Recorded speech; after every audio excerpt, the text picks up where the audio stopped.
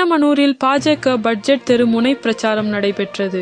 தேனி மாவட்டம் சின்னமனூர் முத்தாலம்மன் கோவில் சந்திப்பு உழவர் சந்தை எதிர்ப்புறத்தில் நடைபெற்ற பட்ஜெட் விளக்க தெருமுனை கூட்டம்.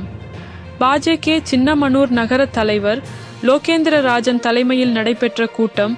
அவர் பேசியதாவது, மத்தியில் ஆளும் பா.ஜ.கே. அரசு சின்னமனூருக்கு கொடுக்க வேண்டிய நிதியை கொடுத்து கொண்டுதான் இருக்கிறது. இன்று தமிழகத்தில் போதை கலாச்சாரமாக மாறியுள்ளது. இளைஞர்களின் வாழ்க்கை கேள்விக்குறியாக உள்ளது.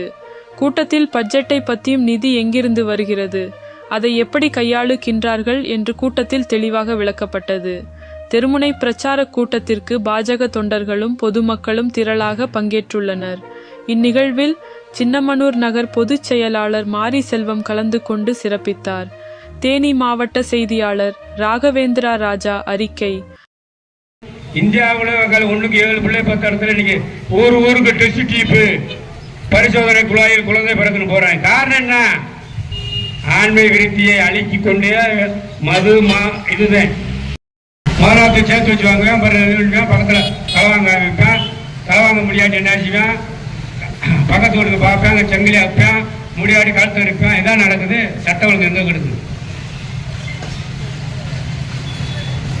பிழைக்கிறதுக்கு 1000 வழி இருக்கு. ஆனால் அந்த போதை கலாச்சாரம் என்பது எனக்கு உடன்பாடு இல்லாதது. ஏன்னா எல்லா பேரும் பெண் பிள்ளை பற்றிருப்போம். ஆம்பளை பிள்ளை 10 போகிறேன், 10 போகிறேன், 15 வயசுலேருந்து போகிறேன்.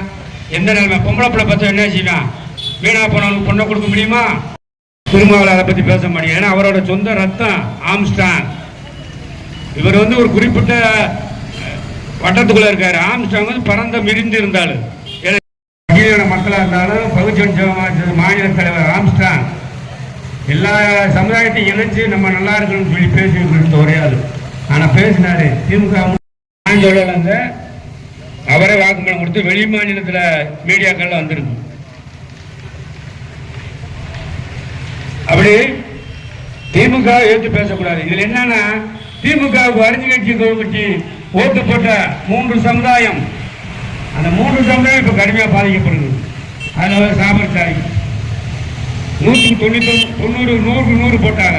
அதுக்கடுத்து பட்டியலின மக்கள் இந்த 3 வருஷத்துல தாத்தா பண்ணலாம். அந்த பொழப்பு எங்களுக்கு ஏன்னா நக்கிற நாய்க்கு நாய் எழும்பாது. நான் போய் 2 வாழைப்பழம் தோசிருக்கேன்னா அந்த அம்மா என்ன ஒரு 500 பேர் நான் கூட்ட முடியாதா? 200 ரூபா கொடுத்தா 250 பேரை கூட்டிடலாம். ஆம்பளை மம்பளையும் கூட்டு பயங்கரமா கூட்டம் போட்டுருவோம். செய்ய முடியாது. அந்த 50,000 நான் எங்க வருது? காண்டாட்டி போய் அதில் ஒருத்தர் போய் அண்ணா 10 லட்சம் வந்தாலும் நான் ஏற்றுக்கிறேன்னு சொல்லிட்டு பேசிட்டு. இன்னொரு கொடுமைனா 2 நாளைக்கு முதல் புலானந்தேஸ்வரர் திருக்கோயிலில் திருப்பணி கமிட்டி கூட்டம் நடந்திருக்கு. அது என்னமோ மண்டபப்படி 14 மண்டபப்படி 15 மண்டபப்படி முறைப்படி